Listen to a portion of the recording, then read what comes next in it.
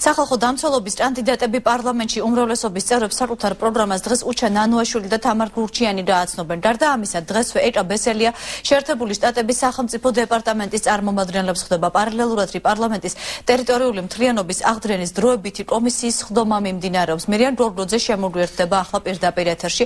უფრო დეტალურად პარლამენტში მიმდინარე მოვლენებზე ისაუბროს მერიან მოგესალმებით.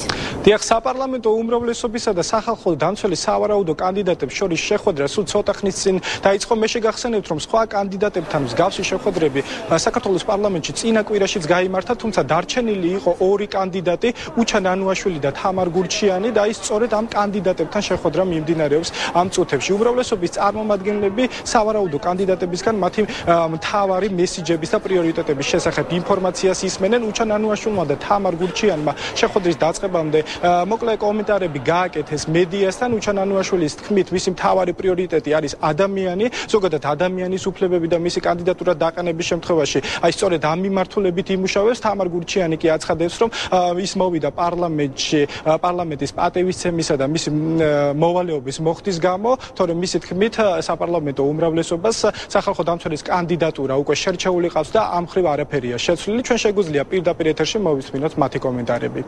დღეს ჩემი აქ მოსვლის საფუძველი გახლავთ ერთადერთი მე პატივს ვცემ საქართველოს პარლამენტის გადაწყვეტილებას, რომ მომისმინოს და ასევე იმ ადამიანთა ნებას, რომელმაც მე თავის დროზე წარმატგინეს ამ პოსტზე. ეს არის ერთადერთი მიზეზი, რატომაც ვარ მე აქ და არანაირი მოლოდინი არ მაქვს იმისა, რომ საქართველოს პარლამენტი გადასცემს თავის გადაწყვეტილებას და მის რჩეულ კანდიდატურებს არ მიანიჭებს უპირატესობას. რა თქმა უნდა, ვისაუბრებ ჩემს გეგმებზე, პრიორიტეტებზე და ზოგადად ვისაუბრებ როგორ წარმომიდგენია, რა ხედვა გამაჩნია სახალხო დამცველობის არჩევის შემთხვევაში, რა უნდა გაკეთდეს ქვეყანაში. გარდა ამისა, საქართველოს პარლამენტში ასევე გაიმართა სხვა შეხვედრებიც.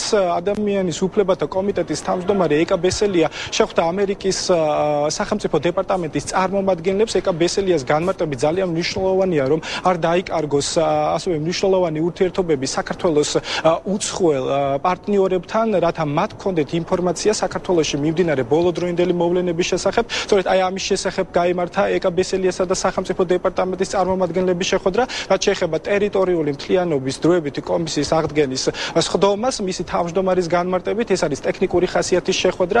ამ სხდომაზე იბრძოლებენ კომისიის თავმჯდომარისა და კომისიის დებულების შესახებ. ბოლო პერიოდში ჩვენ ძალიან ხშირი კომუნიკაცია გვაქვს სახელმწიფო დეპარტამენტის წარმომადგენლებთან.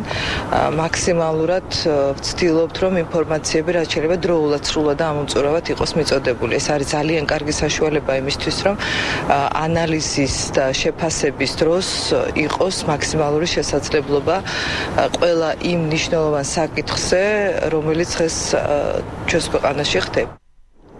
დიახ, რაც შეეხება დღის წესრიგს, საქართველოს პარლამენტში 17 საათისთვის დაგეგმილია ბიუროს ხდომა. სწორედ ბიუროს ხდომაზე უნდა დასახელდეს სახალხო დამცველის კანდიდატი, ასევე უნდა იყოს სხვა მნიშვნელოვანი საკითხებიც, თუმცა ამის შესახებ ოდრა მოგვიანებით შეიტყობთ.